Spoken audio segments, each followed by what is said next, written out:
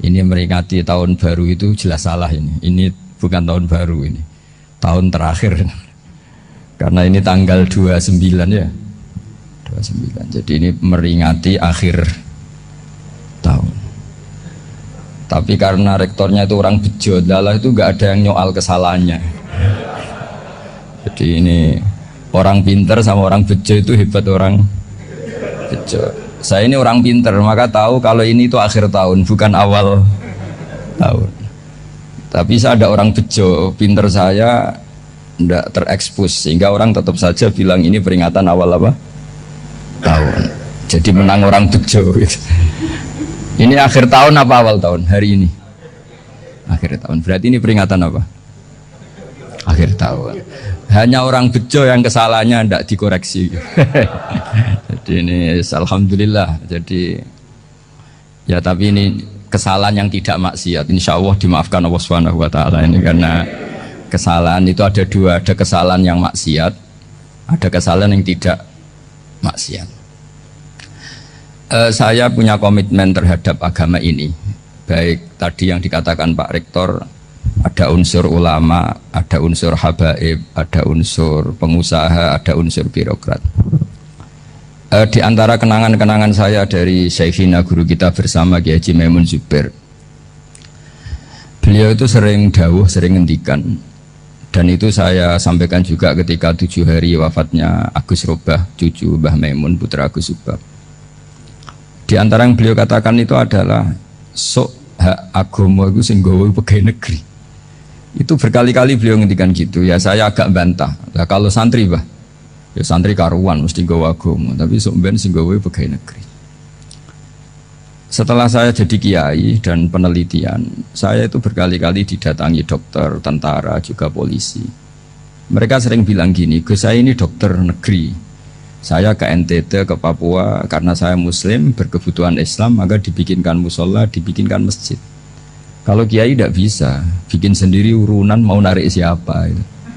Mau narik tarikan di jalan yang mau nyumbang siapa. Tapi kalau kebutuhan negara, karena tugas negara, ya difasilitasi negara dan tidak dianggap misionaris karena negara.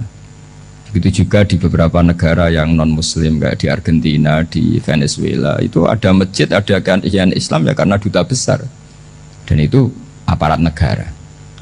Disinilah kearifan para ulama berkoalisi dengan umarok dengan makna yang positif, bahwa agama ini harus ditopang umarok, sistem negara. Tentu di situ ada tentara, ada polisi, ada macam-macam. Kita sebagai kiai juga nggak berdaya di depan para bandar narkoba apa-apa kalau nggak ada BNN. Kita mau apa dengan korupsi kalau tidak ada KPK? Sehingga kearifan para guru-guru kita, mulai Mbah Maimun, bapak saya sendiri, NU, Muhammadiyah, semua ormas-ormas Islam itu pasti maulah kerjasama. Karena kita siapa ya? Kalau tidak kerjasama. Dan di antara pesan Rasulullah SAW adalah yaduwahi ma'al jamaah.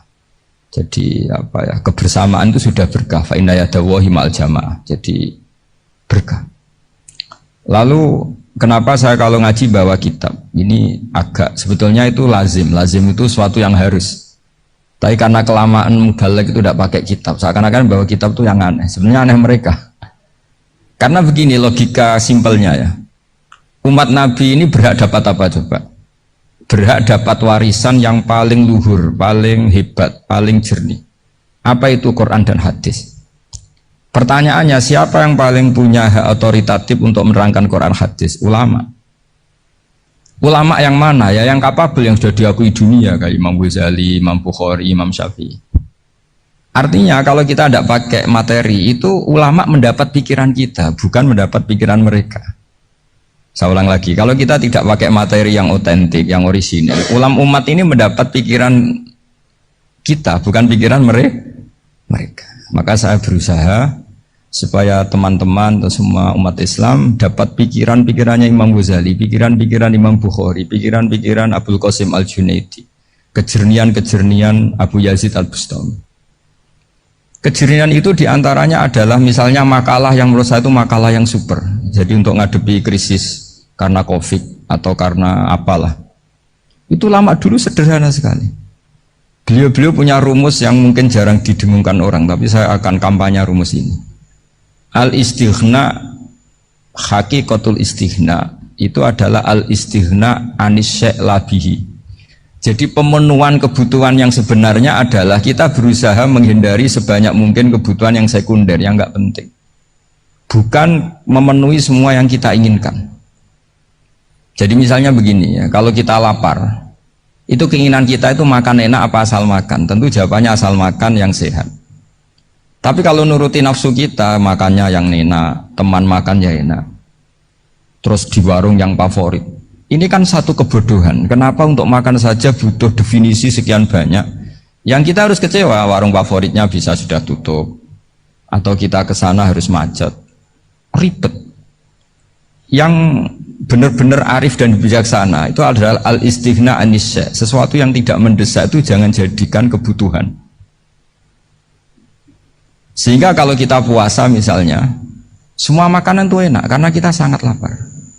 Sehingga Abul Qasim Al-Junaidi ketika ditanya ma'idamu to'am, lauk makanan itu apa? Jawabannya lucu, alju, lapar. Kalau kamu lapar ya semuanya enak. Ini sudah mulai hilang. Kita bilang makan enak itu ya sate, ya gulai, ya pizza yang kita senang. Akhirnya apa? Untuk nikmati nikmatnya Allah itu kita jadi ribet. Apalagi yang orang-orang fasik harus ditemani perempuan yang tidak halal misalnya, atau harus ada ajudan, ribet. Nah pertanyaannya, orang yang ribet sama yang nggak ribet itu pinter mana? Pinter yang nggak ribet. Nah ini kearifan-kearifan yang mulai hilang. Lalu siapa yang bisa mewarisi itu? Ya ulama. Jadi ulama itu cara berpikir sebenarnya simple. Makanya mereka sering kalau tahajud itu, di antara makalah Sayyidina Ali paling terkenal dan yang menjadikan beliau punya derajat yang luar biasa itu adalah kafani izzan antakuna li robban wa kafani fakhron an akuna laka abdan. Ya Allah, saya ini sudah begitu mulia, begitu terhormat dan sangat-sangat terhormat karena yang menjadi Tuhan itu Engkau. Jadi rumus pertama itu karena menjadi Tuhan itu Engkau. Hanya Tuhan yang abadi, Tuhan yang pertama, hanya Tuhan yang al-awwal. Coba ya Allah, kalau saya ini punya Tuhan Fir'aun, punya Tuhan mati jadi tontonan lagi, itu kerennya di mana coba? Andai kan kita punya Tuhan Fir'aun, atau punya Tuhan yang asal usulnya manusia, apapun hebatnya manusia itu, kita punya Tuhan manusia itu. Tuhan yang lapar, yang kalau nggak makan mungkin pingsan, mungkin bisa kena COVID, nanti Tuhannya diisolasi, kayak apa? Makanya ketika Tuhan Allah menyindir ketuhanan selain Allah itu, Allah hanya menyindir dengan kalimat sederhana, karena yakulanit to'am, yang kamu tuhankan itu masih makan. Hanya kalau nggak makan ya lemes. Jadi lama-lama ada orang gini, alhamdulillah tadi Tuhan mampir ke saya, kelihatannya lapar, setelah tak kasih makan sehat lagi. Susah nggak punya Tuhan yang seperti itu. Beda dengan Tuhan kita, Tuhan yang nggak butuh makan, nggak butuh minum, al-qayyum, zat yang berdiri sendiri tanpa butuh yang lain, al-awwal. Sebelum ada langit bumi sudah ada Tuhan kita yaitu Allah. Bandingkan dengan Tuhan-Tuhan yang dipertuhan yang lain, yang adanya setelah bumi, misalnya Fir'aun dan sebagainya. Sehingga Sayyidina Ali pertama jadi kebanggaan apa? Kafani izzan antakuna li robban. Saya ini keren betul karena punya Tuhan yaitu Engkau. Tuhan yang lahul asmaul husna, Tuhan yang semuanya punya kebaikan, punya keabadian, punya keagungan. Terus wa kafani fakhron an akuna laka abdan, dan saya bangga sekali karena saya menjadi hambamu. Kalau saya jadi hambanya Pak Rektor ribet kan, sudah tak hormati ternyata nanti tidak rektor, ya kan ribet kan. Terus pokoknya ribet, jadi budaknya manusia itu ribet. Makanya ada seorang wali datang ke temannya yang jadi presiden atau jadi raja. Datang ke situ karena tidak punya uang, mau minta uang karena temannya raja. Setelah sampai sana ternyata temannya ini karena orang soleh pas berdoa, ya Allah saya minta ini, minta ini, minta ini. Terus si wali tadi pulang. Tanya, kenapa kamu pulang? Ternyata dia sama, masih minta-minta kayak saya. Jadi sederhana dia. Sama-sama minta kamu, minta zat yang kamu mintain katanya. Jadi dulu itu orang itu sebegitu dekat dengan Allah, sehingga si raja ini terus ketemu wali tadi, tanya, kenapa kamu menyepelekan saya padahal sekarang saya raja. Terus ditanya sama wali tadi, karena temannya, kalau kamu di padang pasir tidak bisa minum dan harus minum 1 gelas, dengan ongkos kamu harus mengasihkan semua kerajaan kamu demi minuman itu. Pilih mana, minuman apa tetap jadi raja? Ya saya milih bisa minum. Saya tidak raja tetap hidup, tapi kalau nggak minum mati. Bagaimana Anda bangga dengan satu kerajaan sing la yusawi kak samain, yang tidak sama dengan segelas air. Jadi artinya terus mereka melihat jadi raja itu ya biasa, jadi presiden biasa, jadi rektor biasa, karena mereka biasa berlogika. Hakikatul izzah itu ya at-taqarrub ila Allah, yang benar-benar terhormat itu ya dekat dengan Allah. Begitu seterusnya mereka bikin paradok-paradok yang aneh, tapi itu menjadi pelajaran.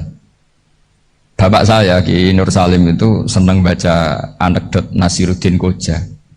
Itu kalau bikin orang-orang aneh, itu dia datang ke satu pesta, pakai baju lusuh, pakai sarung lusuh atau celana lusuh, sama Sohibul Bait yang punya acara dibiarin. Setelah dibiarin dia pulang pakai jas, pakai dasi, pokoknya keren.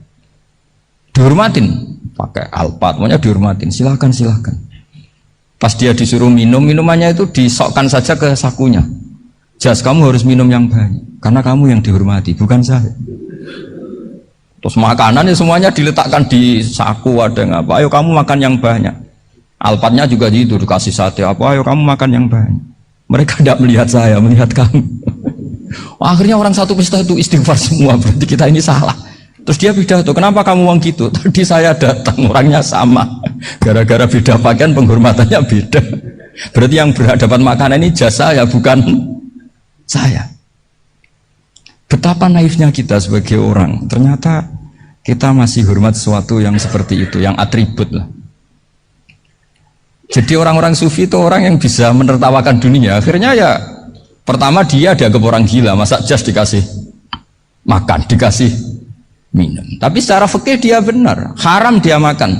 Karena pas dia datang dibiarin, setelah pakai jas dikasih makan. Berarti hakikat yang dapat rezeki siapa? Jasnya apa orangnya? Jasnya apa orangnya? Jasnya. Jadi itu orang-orang sufi, kearifan orang-orang dulu itu bisa ngelola hal-hal yang keseharian menjadi luar biasa.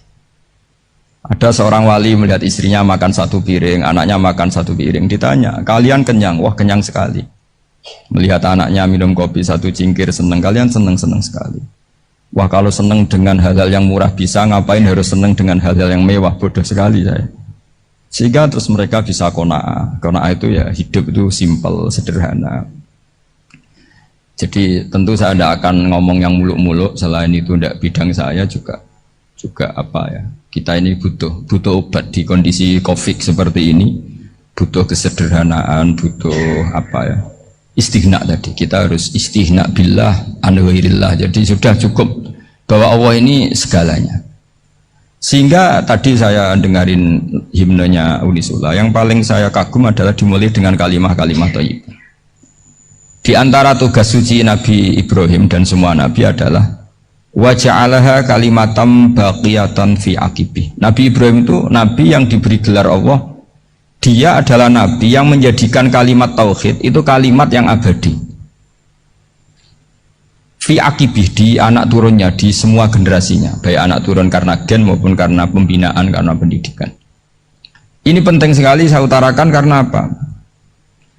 Satu kehidupan itu sebenarnya digerakkan oleh kata-kata, oleh mutu kalau oleh bahasa modern. Sehingga banyak ulama mengatakan al-ibarat kutun li'ailatil mustami'in, bahwa redaksi atau moto atau pegangan hidup itu penggerak kehidupan.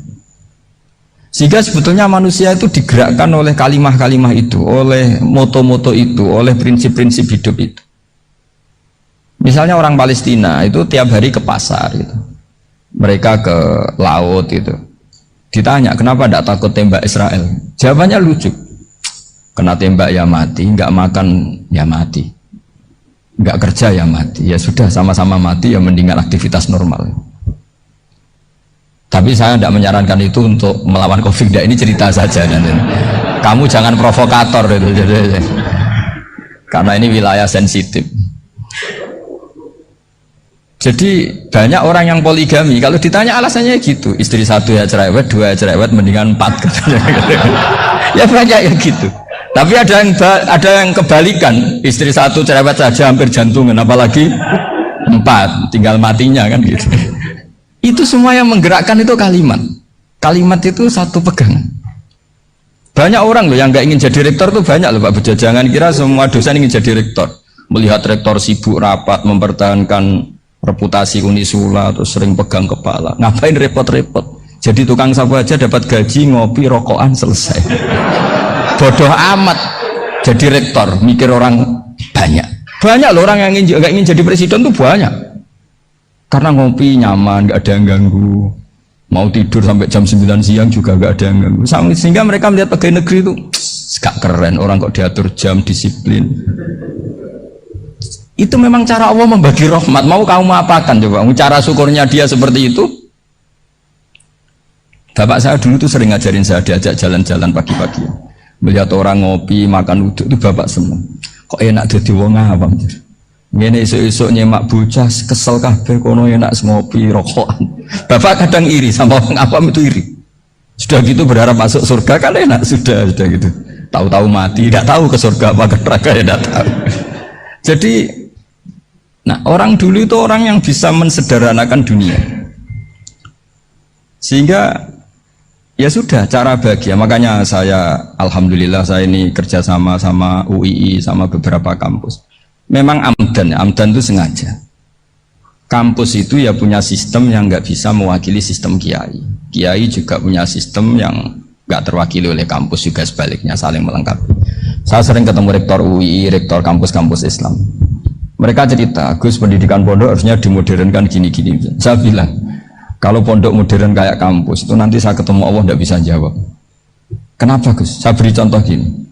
Kalau misalnya perempuan perawan lah atau apa saja, pokoknya perempuan mau tanya tentang menstruasi atau haid. Kalau semuanya sistem kampus, dia harus kuliah dulu. Registrasi dulu, kuliah dulu, bayar dulu, dan dapat jawabannya nunggu mata kuliah pas itu. Bandingkan kalau sistem pondok, saya tuh sering ke pasar sama anak saya dicegat sama ibu-ibu, Gus, anak saya ngalami gini-gini, keluar darah terus menerus, nggak 6 hari tapi 1 bulan penuh. Itu hukumnya apa Gus ya? Nanti saya mau sowan ke jenengan. Nggak usah sowan, di sini aja. Ya sudah. Sebelum mengeluarkan darah yang rutin seperti itu biasanya haidnya berapa hari? 6 hari, ya sudah ikut yang 6 hari, yang lainnya istighatsah. Ngoten tok Gus, ya udah ya. Begitu terus di masalah udhiyah. Coba kalau semuanya pakai sistem kampus, daftar dulu, bayar dulu. Jadi ini nggak ada jawabannya, nunggu mata kuliah itu baru dapat jawaban. Itu biasa nggak sholat bertahun-tahun karena belum ada jawaban tentang itu. Ya itu kalau misalnya orang mati, tahunya cara apa memulasara jenazah itu nunggu kuliah dulu, pas mata pelajaran itu dulu, baru menangani orang mati. Berarti orang mati itu tergeledak semua. Tapi kalau kiai kan enggak. Kesini orang mati terbakar, kalau dimandiin malah badannya copot-copot, itu gimana hukumnya? Ini ada orang mati Gus Kendat, ini disolati apa enggak? Ada orang mati apa itu oplosan ya kan? Itu disolati enggak? So sering ditanya gitu. Gak usah registrasi Pak Rektor, gak usah registrasi, gak usah daftar, gak usah seminar. Makanya kalau orang kampus wani kiai itu ya kualat tenang gitu, karena ini yang on time ya. Tapi pondok seperti saya ya ikrar seikrar-ikrarnya. Pentingnya kampus karena melatih efisiensi waktu, disiplin, tata kelola manajemen, sehingga kita ya hormat. Tapi tadi kita harus saling melengkapi, sehingga saya tunjukkan ke publik bahwa saya hormat sekali sama polisi, sama tentara. Coba kita bisa apa ngadepi bandar narkoba kalau enggak polisi? Bisa apa coba menjaga NKRI kalau enggak tentara? Begitu juga ya sudahlah, kita memang fa inna yadallahi ma'al jamaah, kita berkah itu kalau bersama-sama, tidak bisa kita sendiri. Nah lalu orang kayak saya itu ya beberapa kali sebetulnya saya itu ditawanin jadi dokter honoris causa apa. Kekhawatiran saya satu Pak Bejo, takut pas nggak punya uang itu dokter kok gak di duit kan gak pantas gitu. Jadi repot gitu, daripada beban lah sudah lah, nggak usah dokter. Jadi kalau nggak punya uang ya pantes, terus kalau ngebis ya pantes. Suatu saat kalau mati nggak ada yang hadir ya pantes, nggak dokter gitu. Kalau sudah dokter kok masuk neraka, dokter kok masuk neraka, kayaknya apalagi rektor kampus Islam kok masuk neraka itu kan kok kayak agak pas itu. Misalnya rektor Unisiola ditanya mungkar nakir nggak bisa kan kayak gimana itu. Makanya harus sering ngaji saya supaya nggak malu di depan mungkar nakir. Masa rektor ditanya mungkar nakir nggak bisa. Harus berani bentak, ini saya rektor loh Pak mungkar nakir. Masa kalau wali-wali dulu berani. Masyhur di cerita wali-wali ditanya marobuka menabuka, saya ini guru tauhid. Kok kamu tanya marobuka menabuka yang ngotok? Kok kamu tidak pernah ngaji enak aja tanya. Jadi wali-wali itu ya rileks ngadepi kan. Saya akan rileks wali di Bang Pak Rektor, saya yakin itu. Karena wali itu lebih dekat Allah. Sehingga orang dulu itu saya ulang lagi ya, ada satu kearifan namanya hidup itu apa? Hidup itu adalah cari sebanyak mungkin supaya hidup itu tidak tergantung pada banyak hal. Sehingga misalnya cara berpikir orang-orang modern itu sebenarnya banyak orang-orang ilmuwannya nggak ngagumi Amerika. Bukan karena angkuh ndak. Untuk mempertahankan kebesaran negara sebesar itu, kebutuhan listriknya besar, kebutuhan tentaranya besar, kebutuhan apa? Sementara negara kayak Venezuela atau Swiss kebutuhannya ada banyak. Pertanyaannya, yang tergantung dengan banyak hal sama yang tidak tergantung banyak hal itu pinter mana? Kalau dibalik pertanyaannya gitu, negara-negara maju itu tidak keren kalau dibalik pertanyaannya. Orang yang untuk mempertahankan eksistensinya banyak, butuh banyak hal, dengan yang tidak butuh banyak hal, itu pinter mana? Orang yang bahagianya nunggu jadi dokter, nunggu jadi kiai besar, kiai viral, dengan orang yang bahagia cukup dengan ngopi, itu pinter mana? Tapi kalau dibalik pertanyaannya, orang yang tahunya nikmat hanya kopi dengan nikmat yang banyak, pinter mana? Makanya Mbah Mun tuh kalau guyon itu lucu. Aku ikut saake ambek wong desa sing mlebu swarga. Saya dulu eskal mlebu swarga kok disakeni. Akhirnya beliau memberi penjelasan. Wong desa iku roe pakanan enak, iku mau kopi mbek uduk. Lah swarga iku mau nuruti sing dikarepno. Akhirnya wis mau mangan, wis ngopi, nguduk, ngopi, ora roh pakanan liyane ku ora roh. Nasi mandi ya ora roh, pizza ya ora roh apa-apa. Terus saya bilang, wah lah niku nak nganti selera tentang wanita cantik. Iku juga sederhana. Rodok pesek ya wis cantik, rodok ireng ya wis. Apa bidadarinya seperti itu karena saking enggak pengalamannya. Jadi surga itu kan nuruti apa yang diinginkan. Kira-kira keinginan orang kampung kalau di surga itu apa coba? Makanan apa coba? Ya, nak senengnya ketemel gemblong itu. Artinya malaikat lebih suka nangani surganya orang-orang kampung timbang Pak Rektor. Ini sudah ribet ini. Makanan apa saja sudah dicoba ya. Terus kalau di mall tahu orang macam-macam, seleranya macam-macam pasti. Enak mana kalau sampai jadi malaikat pelayan surga? Suka ngelayani orang kampung apa yang orang kota? Orang kampung kan? Jadi ya itu guyon ya, guyon tapi itu menjadi pikiran kita bahwa orang yang banyak kebutuhan itu sebetulnya banyak kebodohannya karena menggantungkan kebahagiaannya dengan banyak hal. Makanya Imam Syafi'i ngendikan istighna itu apa? Al istighna anisya'i, yang dikatakan kecukupan adalah berusaha sebanyak mungkin banyak hal tidak kamu butuhkan, bukan memenuhi semua kebutuhan kamu karena nafsu kamu ini tidak ada batasnya gitu. Kalau kamu penuhin nggak akan selesai. Itu ada perempuan yang kurang cantik itu minta doa saya, Gus doain suami saya kaya, terus tak guyonin, terus nggak minta. Kalau suami kamu kaya, yang pertama dirubah itu apa? Rumah supaya rumah saya bagus. Kedua apa? Mobil supaya mobil saya bagus. Nanti yang dievaluasi itu kamu. Mobil bagus, Alphard, rumah mewah, istrinya kamu, pasti itu dievaluasi. Langsung nggak usah sudah gini aja kan. Jadi pertama yang dievaluasi itu kaya itu, coba kalau suami kaya itu yang dievaluasi pertama rumah ya, rumah ganti, setelah itu apa? Mobil. Kira-kira berikutnya akhirnya sudah nggak jadi. Nabi Ibrahim itu pernah minta umur panjang. keren umur panjang. Sama Allah nggak dijawab. Datang orang tua itu bertamu ke Nabi Ibrahim, terus disuguhi dikasih kurma. Apa itu? Kok kurma apa? Anggur yang sudah matang sekali, sudah dimakan. Setelah dimakan meler keluar lagi, dimakan lagi meler lagi. Terus Nabi Ibrahim masuk lagi ke kamar. Ya Allah, doanya tak cancel. Nanti kalau saya tua kayak itu. Jadi Allah itu nggak jawab langsung tapi ngirimkan itu. Akhirnya ya Allah nggak jadi. Nanti takut itu. Saya pernah ngalami jadi kiai tadi, ada ibu-ibu ya nggak pati cantik lah. Suaminya tuh miskin sekali. Minta doa saya supaya kaya. Bareng tak kasih pertimbangan itu udah nggak usah nggak jadi. Jadi itu kearifan. Tapi kearifan ini harus kita tanamkan. Saya nggak bisa membayangkan Indonesia yang besar ini, andai kan tidak ada qanaah, nerimo ing pantun. Coba sekarang ada COVID. Andai kan Indonesia tuh kayak Perancis. Saya beberapa kali punya tamu orang yang hidup lama di Perancis, bahkan dapat istri orang Perancis. Itu dulu nggak begitu mencintai Indonesia. Tapi setelah di Perancis 2 tahun, wah Indonesia hebat. Di Perancis tuh kata dia kalau cerita, semua kebutuhan masyarakat itu dibebankan ke negara. Apa saja minta negara, apa saja nyoal negara. Sementara Indonesia, coba kalau Indonesia mengalami seperti ini kok tidak ada qanaah rimo ing pantum, bisa kios Indonesia. Orang miskin nyalahkan negara, kelaparan nyalahkan negara, apa saja. Tapi barokahnya dididik kiai, jogeman nyalahno wong liya.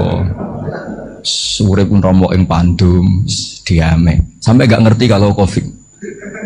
Banyak tuh orang-orang kampung itu, orang lugu-lugu itu. Mbah niki saking Covid, salam ning Covid, muga-muga umure panjang.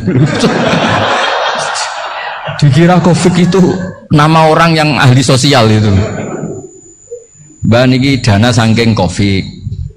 Matur nuwun sampekno salamku, muga-muga umur panjang. Bingung kan yang nganterin ini. Ini gimana yang mau menjelaskan? Memang nggak paham.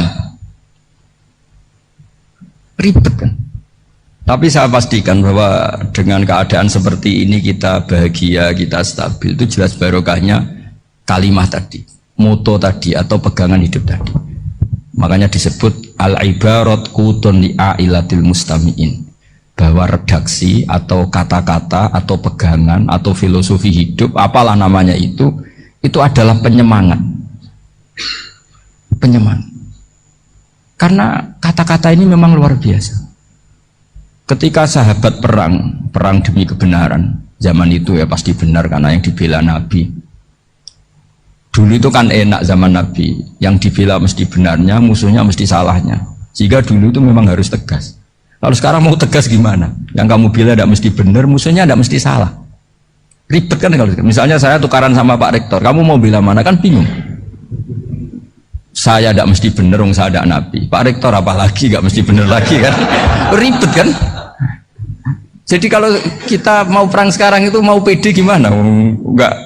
Makanya banyak ulama sekarang tuh mau tegas tuh nggak berani karena ya banyak hal yang abu-abu lah wilayahnya. Misalnya pilihan presiden atau pilihan bupati, pilihan menteri. Kamu mati-matian bela itu, yang kamu bela tidak mesti bener, musuh kamu tidak mesti salah.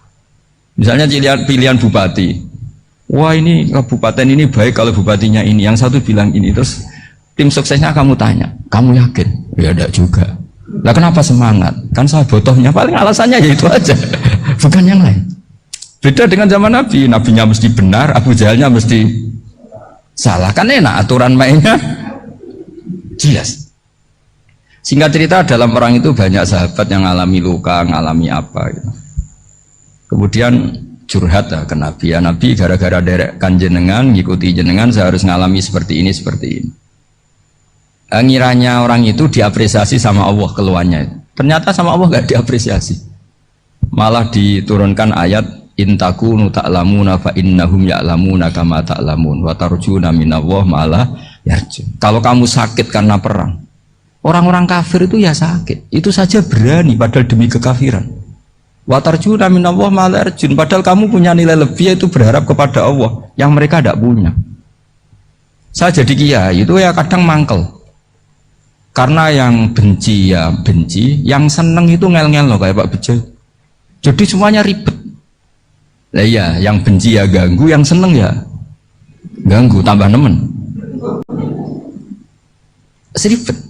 Tapi kalau sudah ingat bandar narkoba, mereka berhadapan dengan polisi, kadang ditembak karena kesalahannya terlalu fatal. Antar persaingan mereka juga bisa tembak-tembakan karena merebut pasar narkoba. Itu saja mereka berani.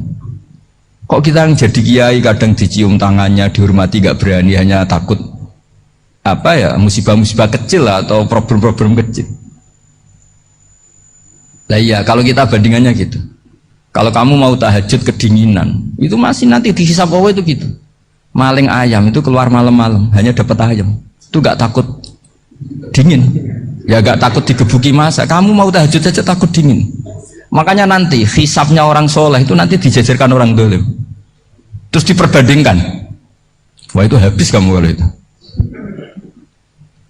Jadi misalnya Unisula mau rapat, tapi ini malam, kalau malam dingin nanti sama masuk angin. Anak-anak pang di perapatan aja berani kamu. Kalau sudah perbandingannya gitu tuh ribet kita nanti. Makanya itu kalimat itu moto atau filosofi hidup. Sehingga diulang lagi nasihat itu. Iyam saskum korhun fakodu masal koma korhum mislu.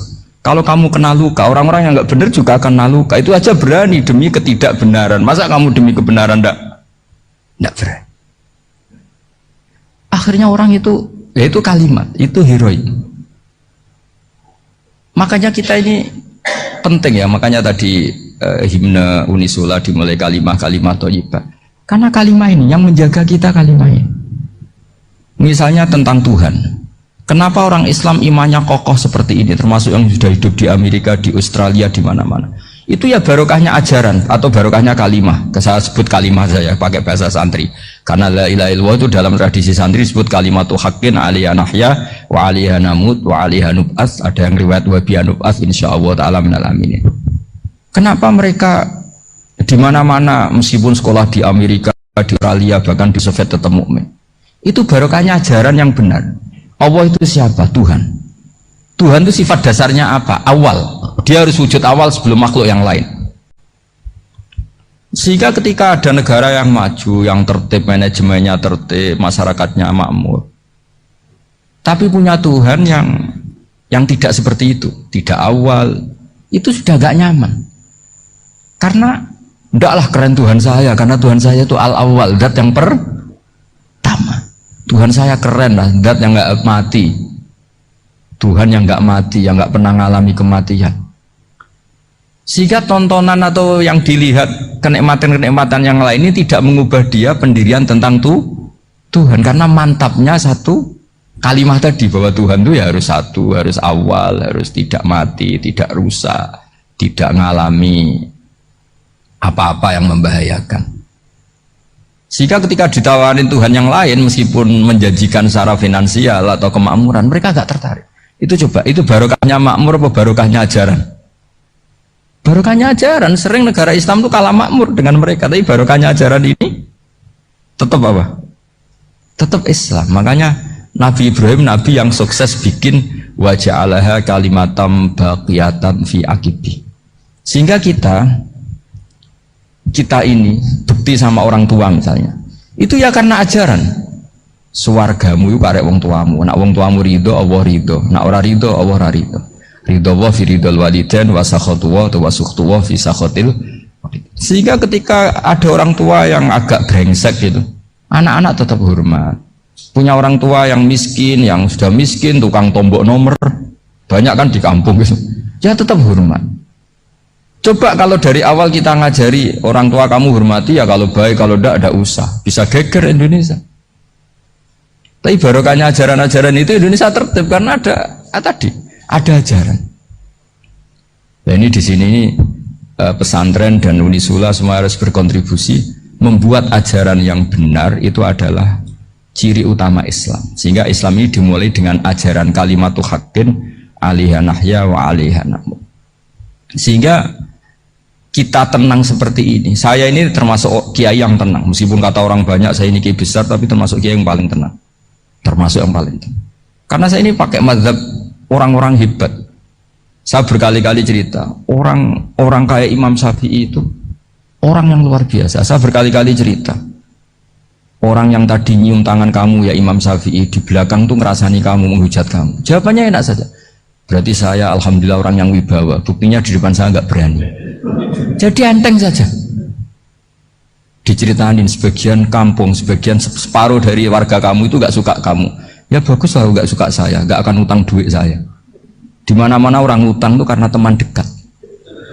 Kalau nggak seneng pasti minimal nggak utang, nggak pinjam mobil, nggak pinjam apa. Berkah mana yang seneng sama yang gede? Jadi dianggap enteng saja. Semua yang dialamin dianggap enteng saja. Misalnya punya istri pemarah, ya baguslah marahin suami. Kalau marahin tonggo malah ribet.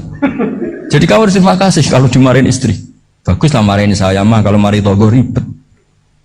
Jadi enteng saja.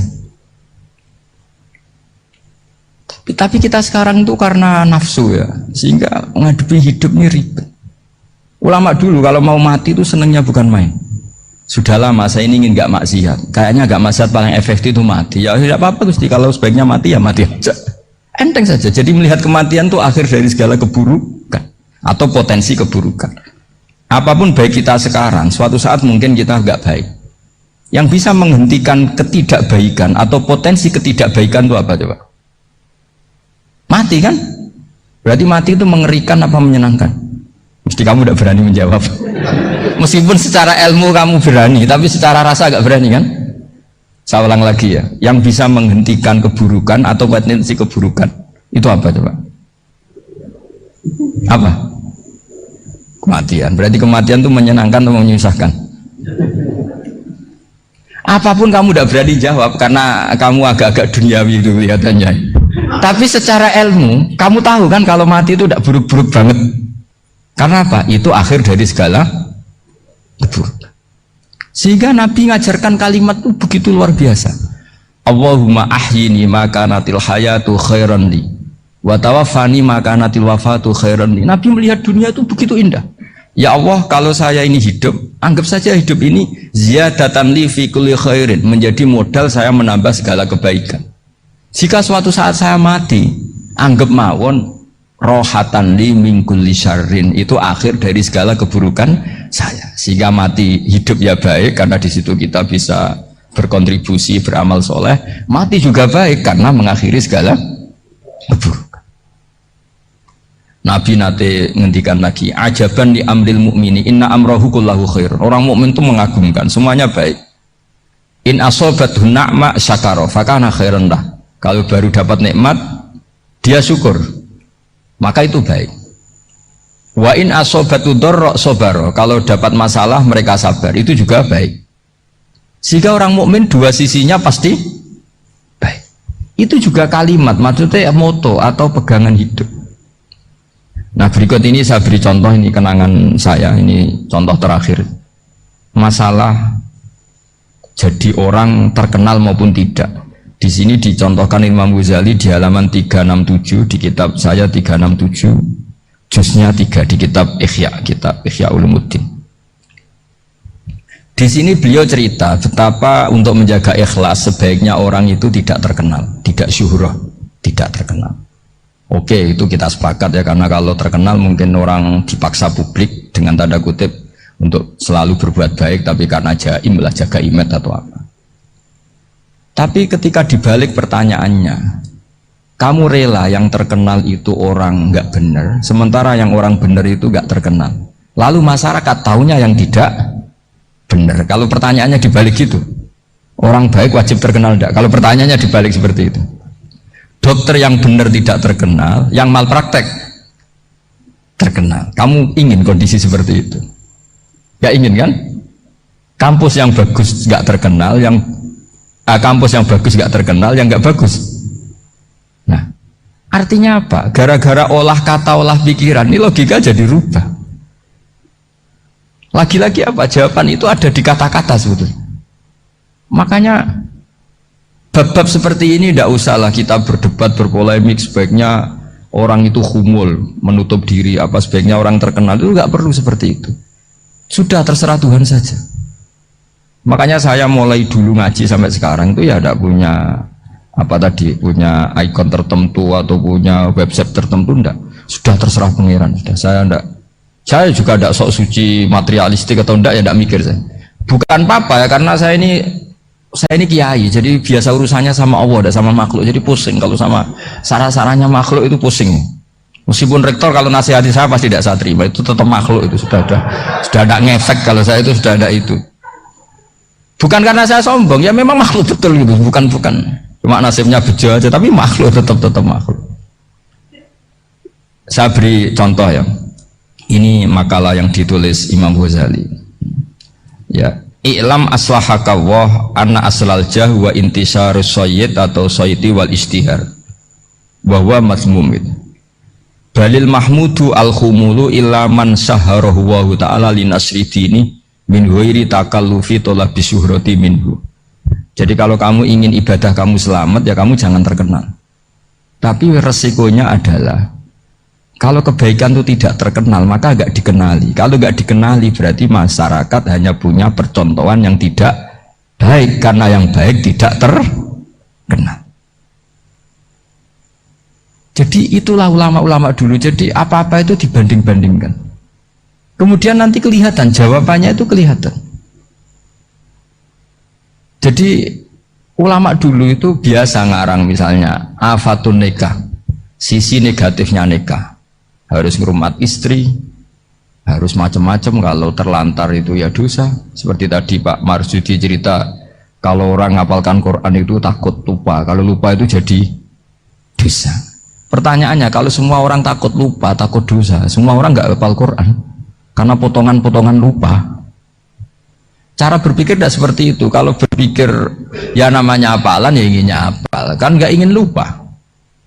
Nah nanti kalau takdirnya lupa karena hal-hal yang dimaklumi oleh syariat itu nggak yang termasuk dosa. Yang dosa itu lupa ta'wiri udhrin syar'iyyin, lupa yang tidak ada sebab yang apa? Syar'i. Tapi lupa bawaan EQ-nya tidak bagus, lupa bawaan sering dibentak. Oh itu nggak masalah karena bawaannya orang tertekan itu ya lupa. Coba kamu hafal Quran, terus punya kredit jatuh tempo, pas hari itu aku yakin nggak cerdas sudah. Itu bawaannya orang tertekan tuh pasti lupa. Jadi ya saya teruskan ya. Jadi terus ada makalah yang sangat bagus sekali tentang itu. Saya baca ya. Wa yadullu ala dzalika anna Allah azza wa jalla amaral anbiya'a bi idharil amali lil iktida wa khassahum bi mansibin nubuwah. Wala yajuzu ayyudhanna bihim annahum khurrimu afdolal amalen. Jadi orang yang terlalu mendewa-dewakan khumul itu menutup diri. Oke, itu baik, karena dengan khumul, dengan menutup diri Anda tidak ria, Anda tidak pamer. Tapi kata Imam Ghazali, kamu juga harus ingat, di antara syaratnya Nabi itu harus mengumumkan kalau beliau itu seorang Nabi, harus memaklumatkan kalau beliau seorang Nabi supaya bisa diikuti. Caranya sholat harus diumumkan, sehingga Nabi itu mengatakan harus jamaah, karena dengan cara jamaah itu bisa shollu kama ra'aitumuni usolli. Coba kalau Nabi sholatnya nggak diperlihatkan, kamu harus sholat yang benar, caranya gimana ya Rasulullah, itu rahasia. Bingung nggak kira-kira? Bingung nggak? Ya misalnya amal rahasia selalu lebih baik. Terus ada pertanyaan, Nabi ngendikan kamu sholat yang benar, caranya gimana Nabi? Ya itu rahasia. Terus gimana coba? Tapi Nabi ngendikan apa? Shollu kama ra'aitumuni usolli. Ya sudah, kamu sholat niru saya sholat. Berarti Nabi sholatnya diperlihatkan apa disembunyikan? Diperlihatkan. Jadi begitu juga saya berkali-kali bilang, orang tahu kalau itu bidan ya berdasar tulisan itu bidan, tahu kalau itu dokter gigi ya itu dokter gigi.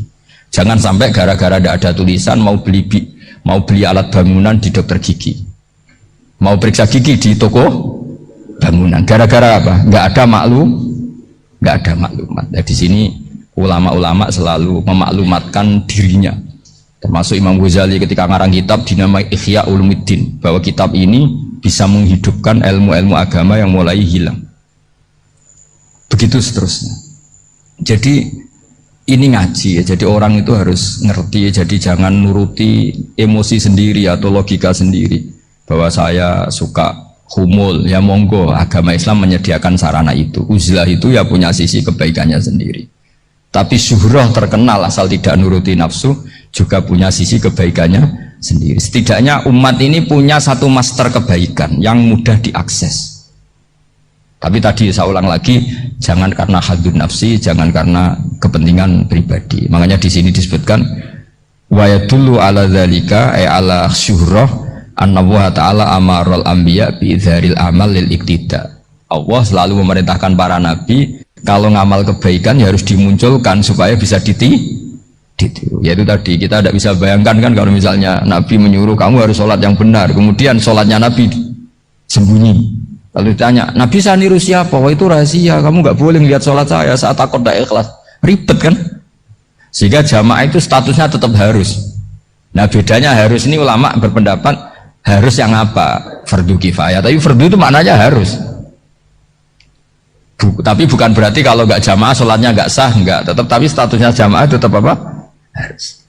Nah barokahnya harus ini orang yang baru sholat, sholatnya langsung benar karena ada yang diikutin. Coba kalau mantan dukun baru sholat terus sholat sendiri, itu mesti mirip mantra ya. Karena dia tidak ada master percontohannya. Tapi barokahnya ada master, orang paling bodoh pun kalau sholat ya benar, karena standar ada komandonya, ada imamnya. Sehingga Imam Ahmad malah berpikir keras, syarat sahnya sholat itu harus jamaah. Cara pikirannya Imam Ahmad keras sekali beliau. Sehingga kalau orang sholat sendiri kok ada orang lain yang maunya berjamaah harus bayar, orang itu harus bayar demi sahnya sholat. Itu mazhabnya Imam Ahmad. Tapi kalau mazhab Syafi'i hanya mengatakan itu fardu kifayah, yang kalau satu komunitas gak mau melakukan semuanya apa? Dosa. Ya jadi ini sebelum sesi ringan tanya jawab, hanya 2 saja tanyanya, nggak boleh banyak-banyak, nanti gak pulang-pulang saya. Jadi tak baca lagi biar dapat berkahnya Imam Ghazali. Wa qala qaumun asirru afdalu minal alaniyati. Terus kata sebagian ulama al alaniyah itu afdal minas sirri. Terus diperbandingkan baik yang mana amal dipertontonkan sama ndak. Terus kata Imam Ghazali, kalau orang itu bisa jaga tidak riya, maka sebaiknya dipertontonkan karena kebaikan harus yang muncul, bukan yang tidak baik yang muncul.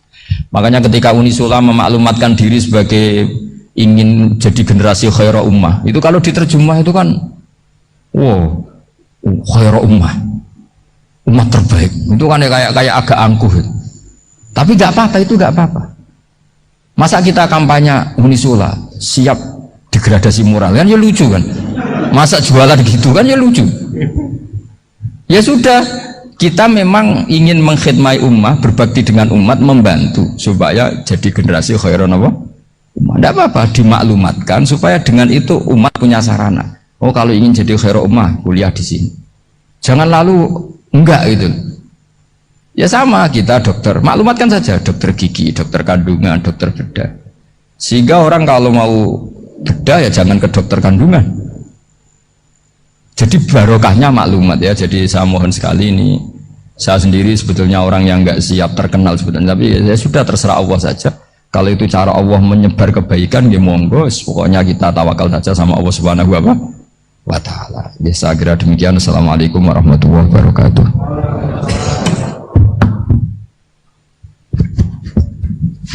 Matur suwun, Gus. Alhamdulillah sesi tanya jawab Gus 2 aja. Ya ini ada dari Yogi Banjarmasin, satu tipe dengan Ahmad Banyuwangi, satu tipe dengan Rizka Pekanbaru.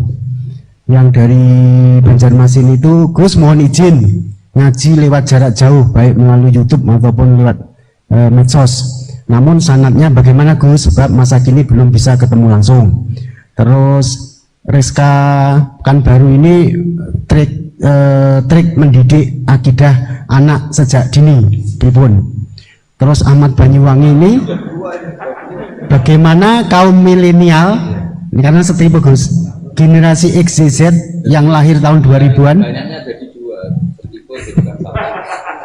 bagaimana membuat menarik belajar tasawuf bagi generasi anak-anak. Nasib ya, namun itu. Tapi setunggal tipe nih tasawuf. Bagaimana belajar tasawuf untuk generasi-generasi yang cik nom-nom. Terus satu itu tipe dengan mendidik anak. Kemudian yang nomor 2 mohon izin ngaji jarak jauh. sanadnya pripun karena belum bisa ketemu. Begini ya, saya mungkin yang kesekian kali ya punya tamu dari Kalimantan, dari Sulawesi. Memang kalau sebagian mereka pernah mondok itu tersiksa karena ngaji saya hanya lewat virtual atau lewat medsos. Kebaikan itu pasti sudah benar. Jadi dengan ketemu langsung maupun enggak itu secara sanad itu sudah cukup. Cuma ada beberapa kebenaran yang butuh jelimet, butuh tahqiq, itu yang harus ketemu langsung. Tapi kalau yang kebenaran-kebenaran umum itu tidak perlu, karena kebenaran itu bahasa lainnya itu al-ma'ruf, sesuatu yang mudah dikenali oleh akal, oleh nurani, oleh komunitas, oleh sistem sosial. Sementara mungkar itu sesuatu yang aneh. Andai kan tidak ada agama pun, orang akan bilang selingkuh itu mungkar. Andai kan tidak ada agama pun, sesuatu milik siapa harus jelas. Sehingga diaturlah ini istrinya ini istrinya ini barangnya ini. Yang paling berhak make apa ya yang punya kan. Makanya nikah itu disebut ma'ruf. Yang boleh make ya yang punya. Misalnya yang boleh make mobil itu ya yang punya atau yang dapat izin. Itu disebut ma'ruf. Lalu yang nggak punya kok make, itu namanya mungkar. Ya aneh, nggak punya kok make tanpa izin. Sehingga kebaikan-kebaikan seperti ini nggak butuh sanad karena semua orang pasti kenal. Makanya disebut kebaikan itu al-ma'ruf, kemungkaran disebut mungkar. Jadi ma'ruf maknanya arafahul aklu, akal ini mudah menerima. Mungkar maknanya angkarohul aklu, akal ini menjadi aneh. Kan nggak mungkin lah orang yang waras mau ini ada minuman, kalau kamu minum hilang kesadaran, minuman ini halal, itu aneh nggak? Aneh kan? Tapi kalau kebalikannya, ini minuman manfaat untuk stamina, manfaat untuk kesehatan, maka ini halal. Nah agama itu datang dengan sesuatu yang ma'ruf dan menolak sesuatu yang mungkin dinikahkan oleh mbah dari ibunya hanya karena berdasar fatwa. Oh kemarin Gus Bah atau Kiai siapa dawuh wali itu kalau nggak bapak ya mbah, wong ini mbahnya. Nah itu butuh detail. Yang dimaksud mbah di bab wali adalah abul ab, bapaknya bapak, bukan sekedar mbah. Nah hal-hal seperti itu mohon sekali untuk tidak kesusu atau tidak tergesa ngambil kesimpulan, karena itu butuh fikih yang apa? Detail. Ya butuh fikih yang apa? Detail. Padahal istilahnya sama, wali itu bapak dan mbah. Sehingga dalam kitab-kitab matan misalnya kalau ada fa'ahakul auliya bitazwid abun summa jaddun, itu pasti sama sarah dikritik. Al aula ayyakula abul ab, seharusnya jangan dikatakan mbah, karena kalau mbah memasukkan dari ibu, yang benar adalah abun fa'abul ab, bapaknya bapak. Nah, jadi kira-kira gitu Pak Irto. Gantian jenengan yang menjelaskan ini. Yang nomor 2, Kesempatan Bandung itu kalian bagaimana mendidik ini akhidat dan tasawuf bagi generasi-generasi milenial ini. Ya kayak tadi, tasawuf maupun tauhid maupun ilmu moral apapun itu mudah sekali dididik. Ciri utama agama ini itu ad-din yusrun, agama itu mudah. Mudah itu artinya ya nurani nerima ya gampang, akal ya gampang, komunitas ya nerima gampang. Kayak tadi penjelasan saya tentang Tuhan. Ada orang miskin dari Indonesia, misalnya kuliah di Amerika. Dia mulai kecil tahu yang seharusnya jadi Tuhan itu siapa. Ya yang menciptakan langit bumi, sebaiknya yang jadi Tuhan itu siapa? Ya yang wujudnya paling awal. Kemudian dikasih alternatif Tuhan yang wujudnya ada tanggalnya. Keren nggak misalnya? Kan terus nggak keren. Kok Tuhan sama buminya kok dulu buminya? Kayaknya kok enggak lah kayak gitu. Artinya barokahnya logika yang sehat ini kan, ya setahu saya hampir jarang kan yang murtad masalah tauhid itu. Kalau moral banyak yang agak nakal, tapi secara tauhid jarang yang murtad karena tanaman logika tauhid itu mantap di Indonesia. Mulai kecil kan diajarin wujud, kidam, bako, mukhalafatul lihawadisi, qiyamuhu fi nafsi. Sama, moral juga gitu. Jong jogeman misoi wong, kena dipisoi sakit enggak? Jangan pernah mencubit orang, dicubit itu sakit. Jadi orang diberi rasa, enggak enak loh disakitin orang, dijotosin orang, ya sudah jangan jotosin orang, enggak enak. Sehingga apa ya, kalau kamu ingin sopan ya disopani harus sopan, kalau ingin dihormati harus menghormati orang lain, sehingga itu tertanam. Makanya bangsa kita termasuk yang terbaik akhlaknya. Kalau musim haji itu dipuji-puji sama sekian negara karena pantangan lah kita nginjek orang sholat, melangkai orang ruko, orang sujud. Kalau orang lain mungkin kan seenaknya. Iya, karena mulai kecil itu dilatih tidak boleh ngelangkai orang, tidak boleh. Nah, jadi akhlak itu ya diajarkan mulai kecil plus logikanya. Logika itu ya apa saja lah, yang penting menjadi anak kecil itu paham. Dan itu mudah, saya ulang lagi mudah, karena agama ini ad-dinu yusrun, agama ini mudah, jadi mudah difahami. Nggak bisa kamu katakan misalnya tasawuf. Tasawuf itu ya gampang kayak tadi, seperti Bapak kalau ngendikan. Makanan yang membuat enak itu karena menunya yang mewah kamu cocok atau karena kamu lapar. Lama-lama orang kan berpikir, ya setiap puasa itu kok tempe enak, tahu enak, tapi kalau sudah buka, sudah kenyang, apa saja semuanya menjadi tidak enak. Padahal kualitas menunya masih enak, tapi gara-gara kenyang menjadi tidak enak. Berarti penyebab enak itu lapar apa menu? Lapar. Jadi apa ya, kearifan-kearifan ini loh yang menjadikan luar biasa. Makanya tadi ada kalimat yang benar, wa ja'alaha kalimatam baqiyatan fi aqibih. Jadi Ibrahim adalah nabi yang sukses menanamkan filosofi kebenaran ke anak cucu. Dah, yang terakhir. Dah. Terakhir, ini Siti Mutmainah dari Undip. Yeah. Maunya bergabung tapi karena terbatas, mohon izin Gus mengingat mati kebaikannya nopo untuk keluarga maupun pemimpin. Oh ya bagus lah kalau itu. Kalau di kitab-kitab yang saya baca, ingat mati itu tidak selalu baik, juga tidak selalu buruk. Malah kalau menurut Sayyid Abdul Al-Haddad, khusus yang para pelajar yang mencari ilmu itu nggak baik ibadahnya ingat mati, karena dia harus dinamis, harus mobil. Kalau ingat mati kan terus lemes. Tapi kalau untuk pejabat harus ingat mati, kalau enggak korupsi terus itu. Harus ingat mati. Jadi kalau manfaat bagi keluarga begini ya, saya merasakan. Ini tanya anak saya itu baru tamat aliyah kemarin. Yang satu barusan mondok sarang baru 2 bulan atau 1 bulan. Itu saya kalau bilang ke anak-anak gini, kamu ketemu saya itu harus spesial. Bisa saja bapak besok itu meninggal. Jadi semua hari itu spesial. Karena jangan-jangan ini kenangan terakhir.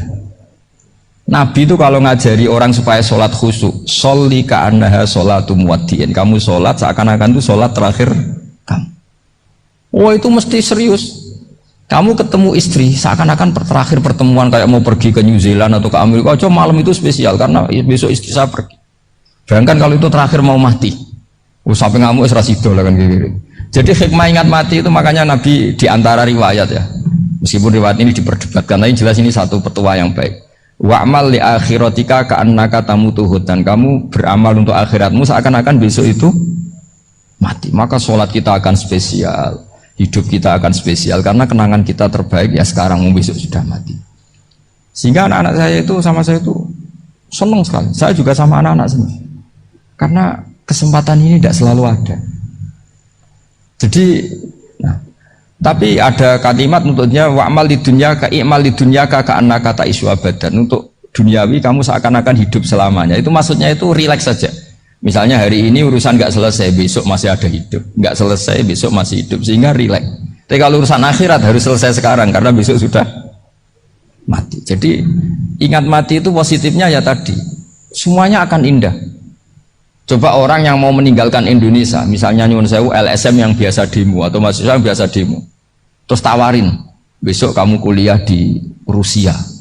Itu warung apa saja kenangannya baik semua karena mau meninggalkan Indonesia. Tapi kalau tahu gak meninggalkan Indonesia, demo terus. Orang-orang sering demo, tawarin ke luar negeri, kira-kira mau nggak? Pasti lebih suka apa? Indonesia. Orang paling miskin yang ngeluh terus di dunia ngeluh, gak pernah nikmat, tawarin mati, mau nggak? Nggak mau kan? Nah, jadi untuk supaya hidup ini nikmat, semuanya itu anggap kenangan terbaik Anda, dan itu saja kenangan terakhir. Makanya resepnya Nabi supaya sholat khusyuk apa? Sholli sholatan apa? Sholli sholatam wadiin, kamu sholat ka'anha sholatum wadiin, seakan-akan itu sholat apa? Terakhir. Sehingga terus kita nyaman, kita apa, dan kita nganggap ini sholat yang terakhir. Nanti ternyata masih lagi, ya sudah itu sholat yang terakhir lagi, sehingga semuanya apa? Spesial. Ya gitu Pak Rektor.